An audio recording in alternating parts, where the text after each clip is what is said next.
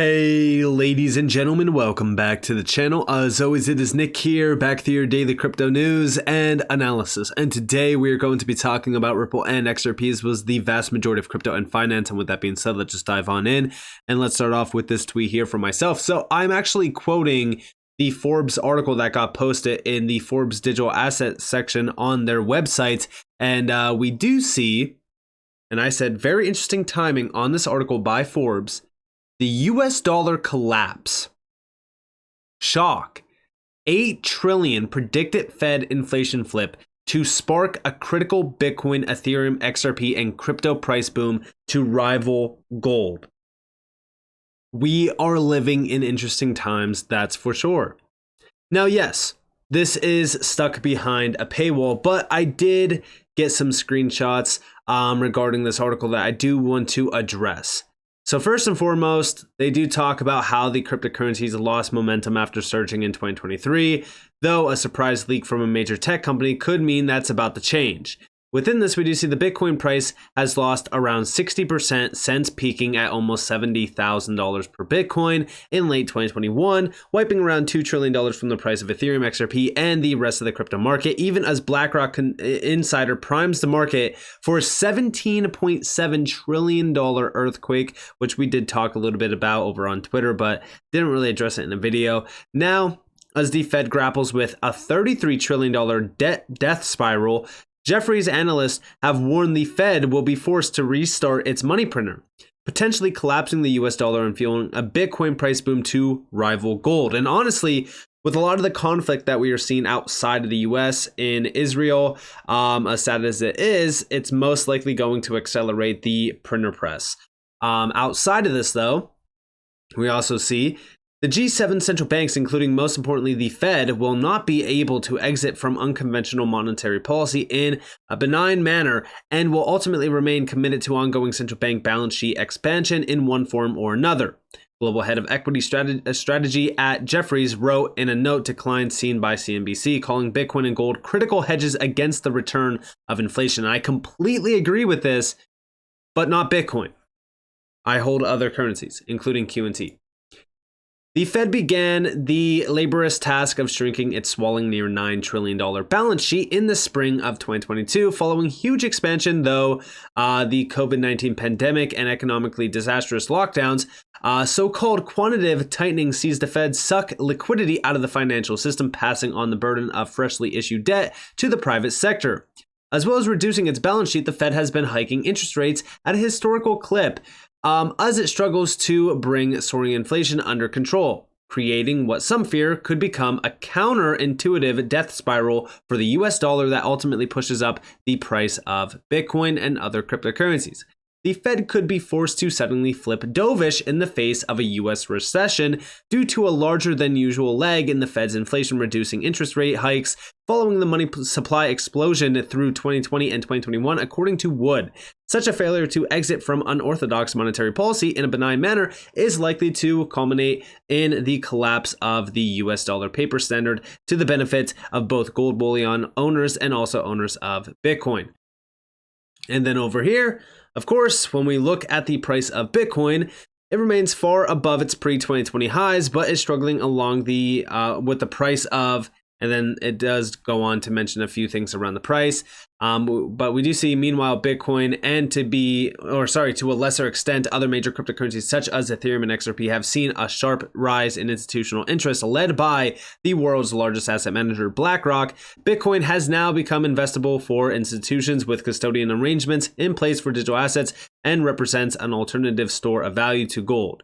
In June, BlackRock sparked a Wall Street rush towards Bitcoin and crypto, with its legendary chief executive Larry Fink flipping bullish on Bitcoin after years of skepticism. So there you guys have it. Yes, as we really kind of look at things, inflation could very well be the big driver around crypto if, of course, the Fed flips. What could drive the Fed to flipping? Well, not only could it be the idea of debt, combined with the pressure on the financial system, combined with the fact that, guess what? We have war brewing. War is here. It has started. And now, well, it's a perfect excuse for them to start printing money. For the longest time, war after war, what have we learned? War is a great way for the US to print, print, print, and print. At this time, if we do start to see the printer press turn back on, I want you all to understand that now is not the time to be hodling dollars. It never really is.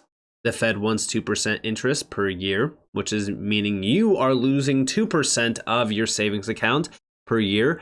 And at the same exact time, we know that 40% of the US dollars in existence were printed in the last 12 months. And that was back in 2021. So in 2021, 40% of the US dollars in existence were printed. I truly do wonder what that statistic would be today, going all the way back to 2020. So in the last 3 years, I do wonder and I question how much money really was printed. Now, outside of this, what has this caused? Well, personal savings rates in the US are down to 3.9%, which is half of the long run average. This is also just above the 2008 low of 1.4%, which marks the lowest level on record. Just a few months ago, the personal savings rate dropped to 2.7% and it is falling yet again. Also, the last time inflation was this high in the 1980s, savings rates were 4 times as high. This is another testament to how unaffordable things have become. As prices continue to rise and wage growth slows, personal savings rates are heading lower. What happens when Americans run out of savings? While personal savings are depleting, debt levels are soaring. Soon we will receive the Q3 consumer debt report from the New York Fed. It's likely that total household debt is nearing $18 trillion right now. Wild times. And yes, listen, this is what they want.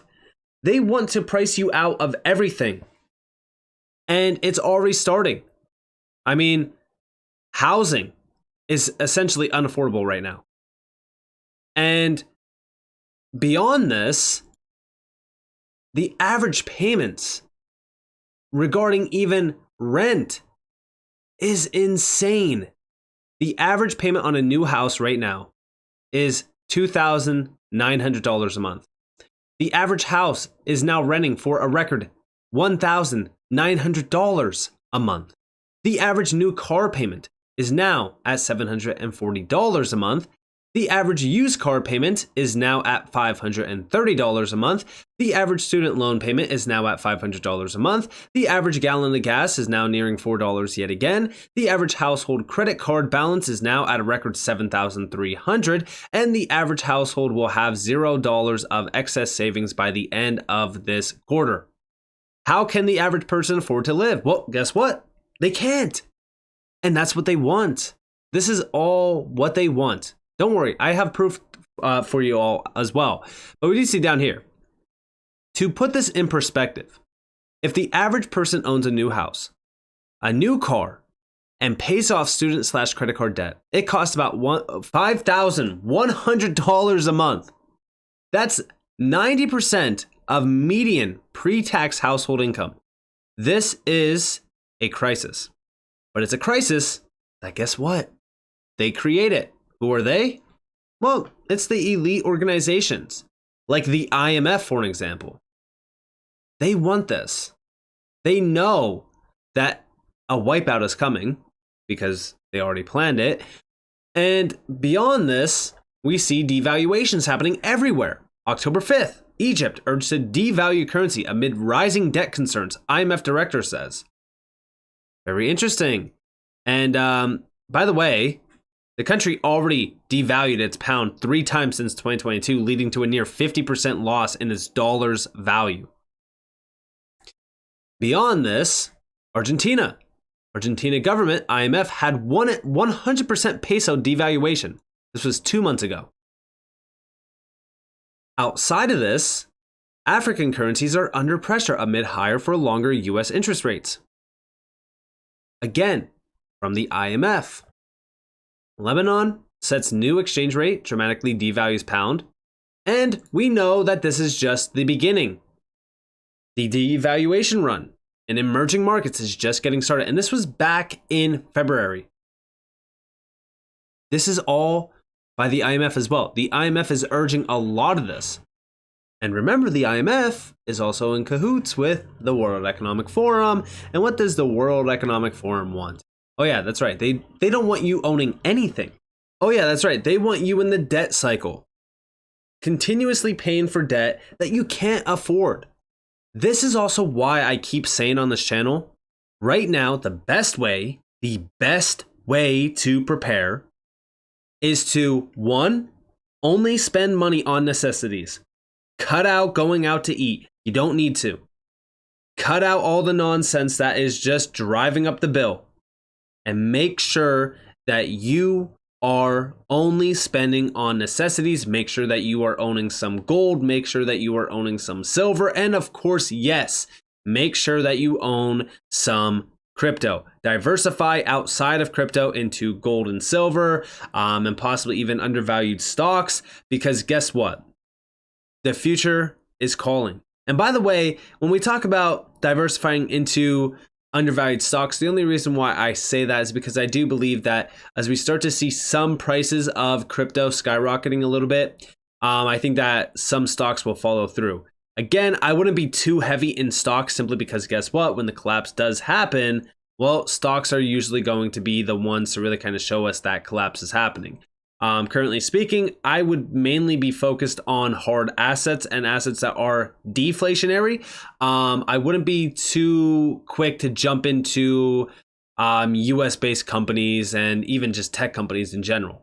But outside of this, one thing that I do know is that we are nearing the global reset, which I have been talking about quite a bit recently because we've started to see all of the big events leading towards this.